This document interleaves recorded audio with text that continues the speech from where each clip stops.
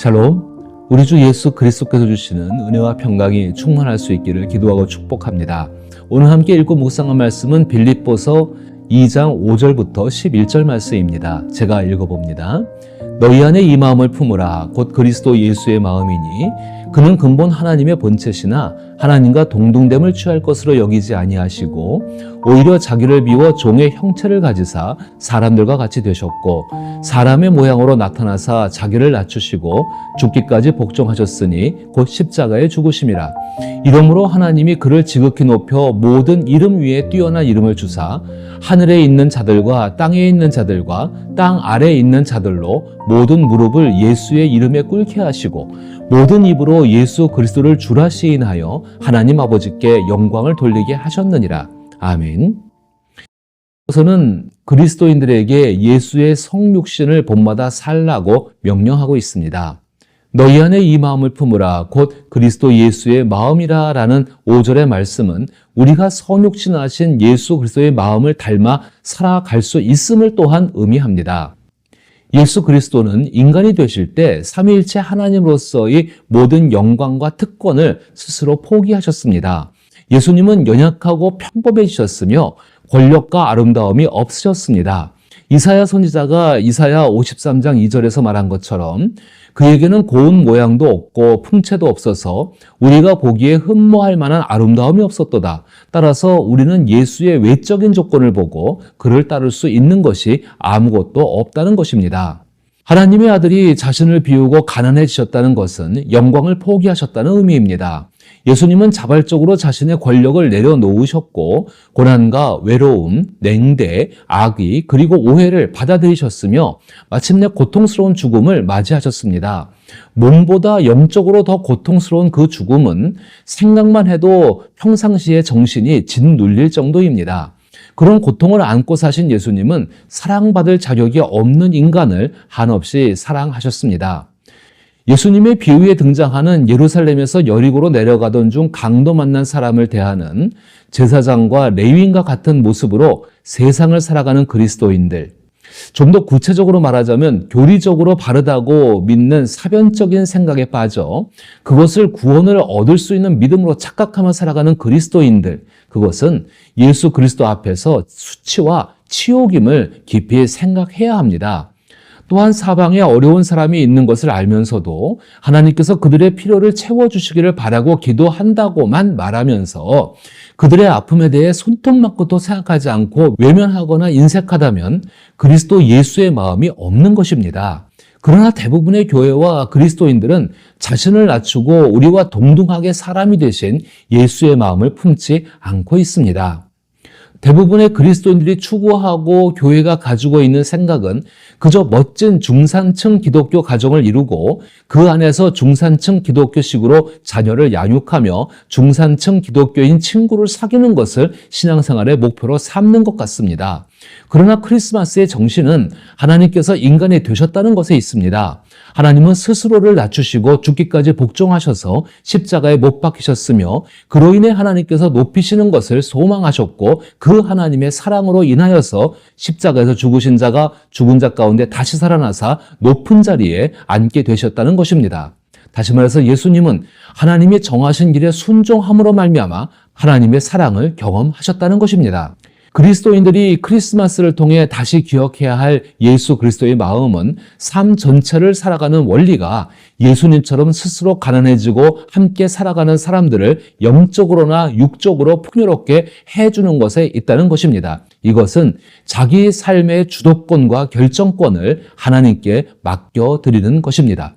그렇게 살았던 신앙인들의 간증은 대부분 그런 예수 그리스도의 마음을 품고 살아가던 중에 어떤 사람은 세상이 감당할 수 없는 부자가 되고 어떤 사람은 권력을 얻기도 하고 어떤 사람은 뛰어난 재능들을 가지기도 했다는 것입니다. 그리고 그들의 삶은 하나님이 주신 자원 속에서 많은 사람들을 유익하게 했습니다. 그리고 동시에 그들은 자신의 삶에서 주어진 하나님으로 인한 예수님으로 인한 고난들을 감당하고 외면하지 않았다는 것입니다. 예수님의 마음을 품고 세상을 살아가는 삶은 예수 그리스도가 겪으셨던 영적이며 심리적인 고통을 수반합니다. 그러나 그런 사람들에게 분명하게 나타나는 것은 예수께서 삶의 등불이 되어주신다는 것입니다. 예수 그리스도는 우리가 사는 세상이 존재의 전부가 아니며 죽음 이후에도 하나님과 함께하는 삶과 하나님의 사랑이 존재하고 언젠간 악과 고난이 끝날 것임을 분명히 알려주셨습니다. 끝없는 문제도 불구하고 세상에는 하나님을 위한 소망이 있어서 안정감과 평안을 누리며 끝없는 실패도 불구하고 나와 너 그리고 우리에게 희망을 주는 사람이 된다는 것입니다. 이 모든 것이 우리 안에서 자기를 스스로 개발한 결과가 아니라 하나님께서 인간의 몸으로 우리에게 직접 찾아오셔서 함께 하시기 때문입니다. 하나님께서 거룩하기만 하신 분이라면 굳이 예수 그리스도를 통해 우리에게 오시지 않으셨을 것입니다.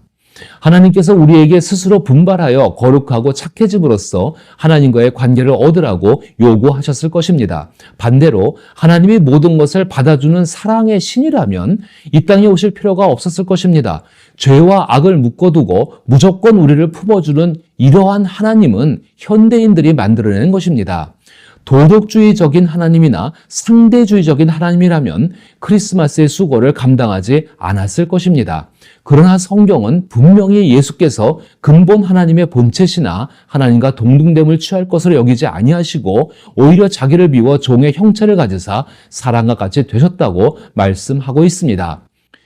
예수 그리스도의 성육신이 전하는 크리스마스의 메시지는 영광에 집착하는 삶이 무의미하다는 것입니다. 예수 그리스도를 삶의 중심에 두고 살아갈 때 우리는 무겁게만 느껴지는 영광에 대한 집착을 버릴 수 있습니다. 하나님께서 인간이 되셔서 자신의 영광을 비우셨다는 사실은 우리에게 권력 있고 호화로운 사람들, 다시 말해서 인맥을 넓혀서 나의 앞길을 열어줄 수 있는 사람들과만 어울려서는 안 된다는 중요한 교훈을 주고 있습니다. 그것은 여전히 자기의 삶을 자기가 개척한다는 자기 주도권을 포기하지 않은 것입니다. 오히려 권력과 아름다움, 돈이 없는 사람에게 기꺼이 다가갈 수 있는 마음을 가지고 살아가야 한다는 것입니다. 마태복음 25장에서 주 예수께서 양과 염소를 구분하시고 복을 주신 사람들은 예수님처럼 작은 자를 대하는 일상의 삶을 살았던 사람인 것을 기억해야 합니다. 그런데 영광과 권력을 추구하는 모습은 우리의 일상생활에서도 흔히 나타납니다. 자기 자신이 주도권을 가지고 모든 상황을 통제할 수 있다는 그 착각은 다른 사람을 깔보거나 무시하는 태도, 내가 없으면 너는 아무것도 아니다는 오만한 생각, 그리고 나로 인해 현재가 유지될 수 있다는 착각입니다. 이것을 버려야 합니다. 그리스도 예수의 마음을 품고 자기 안에 있는 예수의 마음 앞에 정직하게 사는 믿음의 사람에게 히브리서 2장 16절로부터 18절은 상상할 수도 없는 위로의 말씀을 전합니다. 제가 읽어봅니다. 이는 확실히 천사들을 붙들어 주려 하심이 아니요 오직 아브라함의 자손을 붙들어 주려 하심이라. 그러므로 그가 범사의 형제들과 같이 되심이 마땅하도다. 이는 하나님의 일에 자비하고 신실한 대제사장이 되어 백성들의 죄를 속량하려 하심이라. 그가 시험을 받아 고난을 당하셨은즉 시험받는 자들을 능히 도우실 수 있느니라. 예수께서 시험을 받아 고난을 당하셨으므로 시험받는 자들을 능히 도우실 수 있다는 말씀은 예수께서 보잘것없는 인간으로서 고난을 통과하시고 그 고난을 통해 얻은 위로로 우리를 위로하신다는 의미입니다. 임마누엘의 위로는 고난을 경험하지 않은 비현실적인 위로가 아니라 고난 속에서 하나님께 받은 위로로서 우리를 위로하신다는 것입니다. 누구든지 큰 병이나 절망적인 상황을 하나님의 은혜 가운데 극복하고 나면 이전과는 다른 모습으로 사람들을 대하고 사람들을 위로할 수 있게 되어집니다. 이처럼 성육신은 하나님이신 예수께서 고난을 당하셨고 인간이신 예수님께서 그 고난을 이겨내셨다는 뜻입니다. 그래서 예수님의 위로에는 무한한 능력이 담겨 있는 실제적인 도움이 됩니다.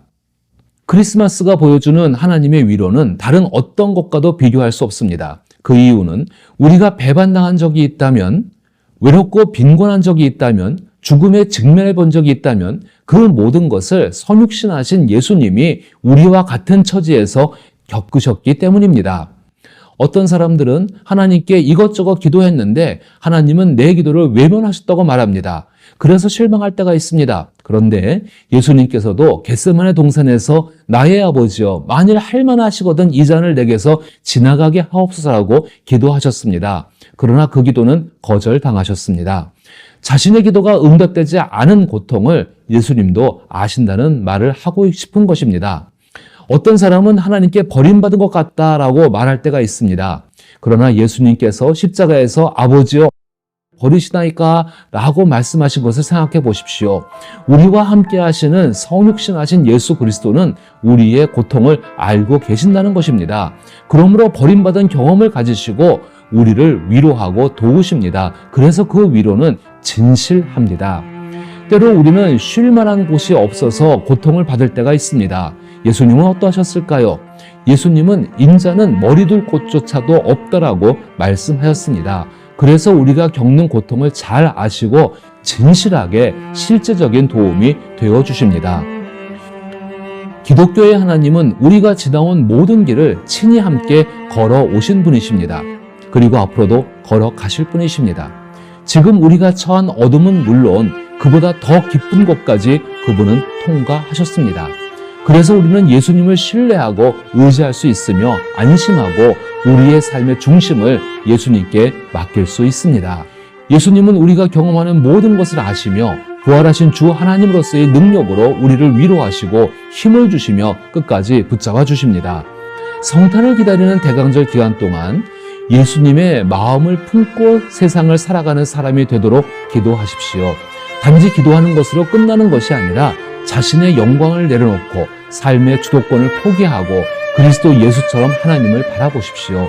나의 삶의 주인이 나를 위해 고난을 당하신 하나님이신 것을 마음에 꼭 새기십시오. 그리할 때 크리스마스에 일어난 성육신의 기적이 우리에게도 일어날 것입니다. 이러한 삶을 살아갈 수 있기를 축복합니다.